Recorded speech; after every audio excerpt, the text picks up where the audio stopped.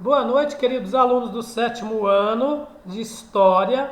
Serafim de volta, tudo bem? Saudade de vocês. Lembra que eu pedi um trabalho sobre iluminismo, umas atividades aí?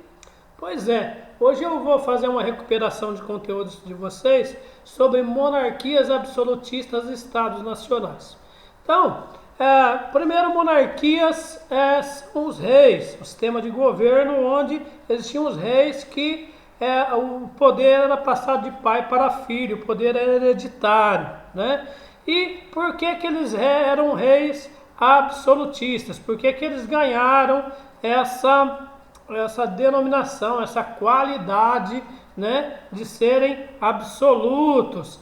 Então a gente vai ter que fazer um retornozinho num conteúdo que vocês estudaram, que foi o sistema feudal. O sistema feudal era um sistema que era onde as coisas eram trocadas. Você trocava a cadeira por trigo, trigo por feijão, feijão por arroz, e aí sucessivamente você ia fazendo trocas, não existia moeda.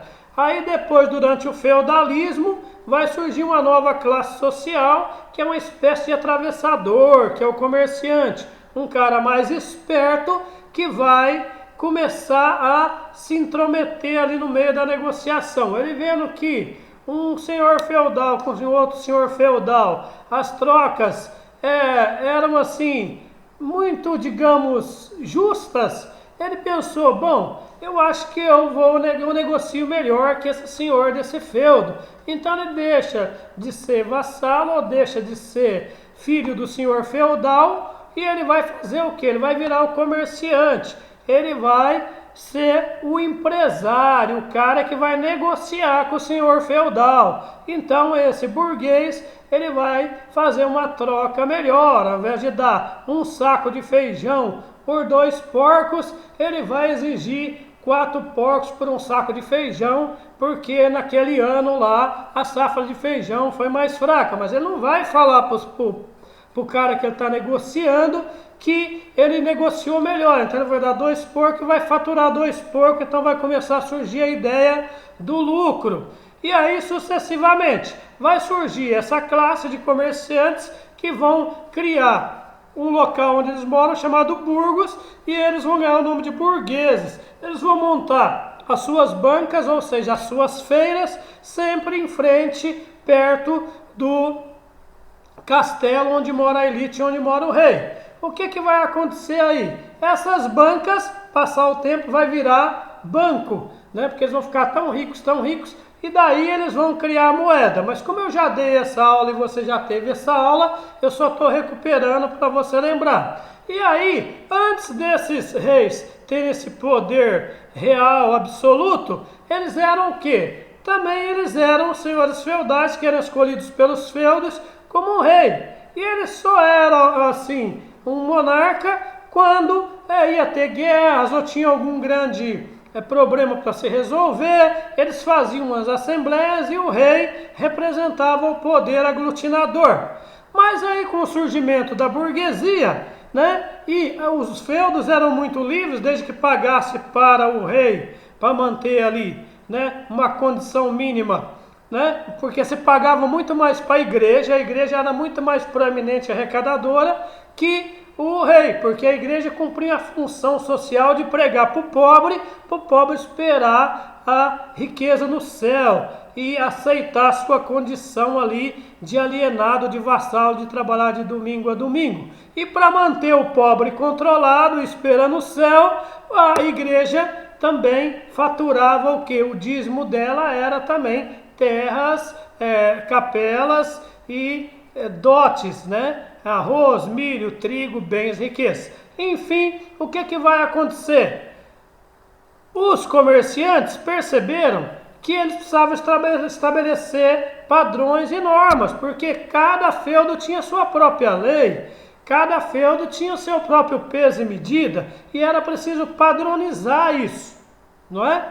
Então, os burgueses precisavam de organizar um estado. Daí eles escolheram um representante dos feudos que deu o nome de rei. Esse rei vai ser absoluto porque precisava de alguém que embarcasse na figura dele todo um poder que aglutinasse e fosse forte. E daí vai criar o que? A figura do Estado. O rei vai governar e aqueles feudos que estão todos ali em volta, que é das terras dos agricultores, vai ser o quê?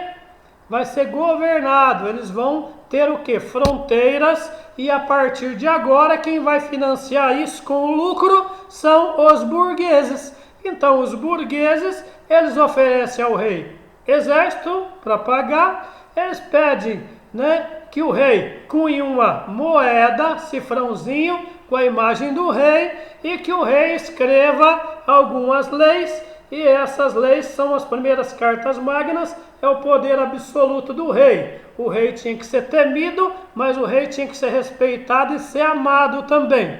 E aí o rei, sobre mão pesada, vai criar o que? A figura do Estado. E o que é um Estado? Um Estado, presta bem atenção, é um território onde você tem exército, força de seguranças, leis e normas para que todos cumpram. Então, estando formado, esse é o Estado absoluto lá atrás, tá? E ele tinha também a figura do clero que ajudava nas leis, ok? Tinha uma religião oficial, porque nós somos descendentes dos povos ocidentais, e os ocidentais já eram cristãos, né? Porque nós estamos falando aí de uma idade média que vem caminhando, desenvolvendo, e daí vai ter a figura do capital, do capitalismo. Lembra que eu falei que tem que cunhar uma moeda com a figura do rei? Muito bem, lógico que um Estado moderno, esse é o início do Estado absolutista. Um Estado moderno, ele precisa continuar tendo o que? Exército, forças de segurança, os três poderes que você aprendeu aí de Montesquieu no Iluminismo, que é poder legislativo, que faz as leis, poder executivo, de quem governa, rei e governadores, ou seja, o rei, né?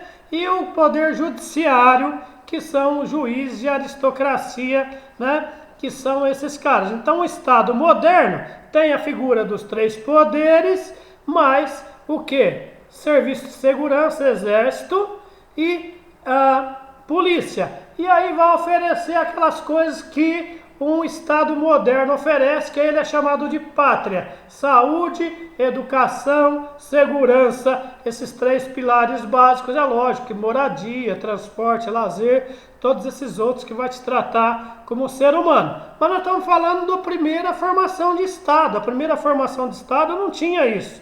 Não tinha educação, não tinha saúde, tinha o quê? Segurança, exército, leis. Que o rei, é claro que é o rei que fazia, o rei representava essa lei. Essa lei era combinada com os burgueses. E você que era trabalhador, que direito você tinha? Nenhum. Você trabalhava de domingo a sexta, às vezes em alguns burgos você tinha o sábado e voltava a trabalhar de novo.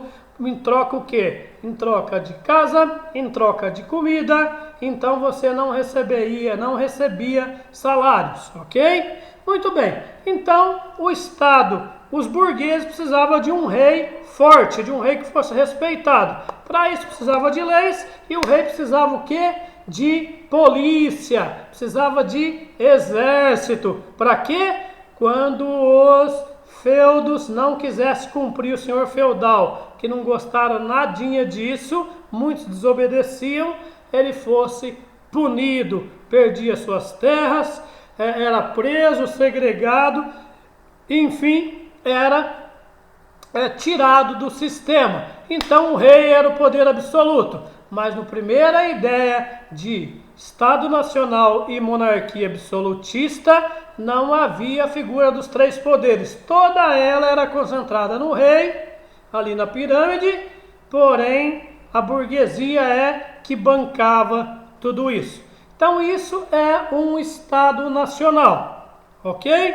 Se você tiver dúvida, você me chama no chat. Agora vamos passar umas atividades para você aí. Então você presta bastante atenção. Vou passar atividades simples que eu abordei nesse vídeo. Por que o rei foi... vamos retomando. Por que foi oferecido ao rei o poder absoluto? Porque o rei ganhou esse título de absoluto, rei absolutista. A quem interessava um rei absoluto, ok? 2. Compare o Estado absolutista com o Estado democrático ou com o Estado moderno hoje.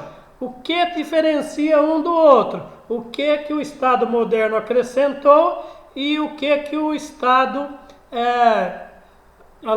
absolutista, os primeiros estados monárquicos, estados nacionais, porque que eles, como eles eram considerados? Coloca lá aquele tripé de coisas que tem nos estados modernos, tem algumas coisas, e no Estado, primeira ideia de Estado, de monarquia nacional, de Estado, exigia isso, isso e aquilo. Depois, você acha que tanto no Estado, na monarquia absolutista, no Estado nacional da monarquia absolutista, quanto no Estado de hoje, quem é que paga a conta? Lá, quem que financiou o rei? E nesse, quem financia? No fundo, existe uma diferença mínima, mas sempre tutelado pelos trabalhadores, não é isso? Então, quem bancava o Estado absolutista nacional e quem banca o Estado moderno hoje, ok? Tudo bem? São essas duas questões. E aí, eu queria que você fizesse uma comparação entre, presta bem atenção, os burgueses montavam as suas bancas, e as suas bancas eles vendiam produtos.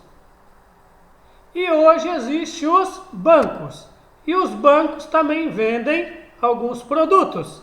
Então eu queria que você comparasse se existe diferença entre os feirantes de banca daquela época, né, e os bancos de hoje. Então o que você vai fazer? Você vai fazer para mim uma historinha HQ, ok? Onde você vai fazer uma chamada das bancas ao banco, ou sucessivamente, né? Você pode fazer essa criação, mas o tema é esse, das bancas ao banco. E aí você vai comparar a venda de produtos dos bancos modernos hoje. E quem é que faz os empréstimos? Faz lá um anúncio e... esquece isso aí, vamos voltar de novo. Presta atenção, porque eu não vou editar o vídeo, tá? Você vai fazer das bancas ao banco. E você vai fazer uma historinha que conta a evolução das bancas até o banco hoje. 3 quadrinhos, só para ver se você consegue materializar o que eu falei para você, tá? Do burguês que monta a banca, que vende produto, depois cunha uma moeda e dessa moeda ele cria o banco.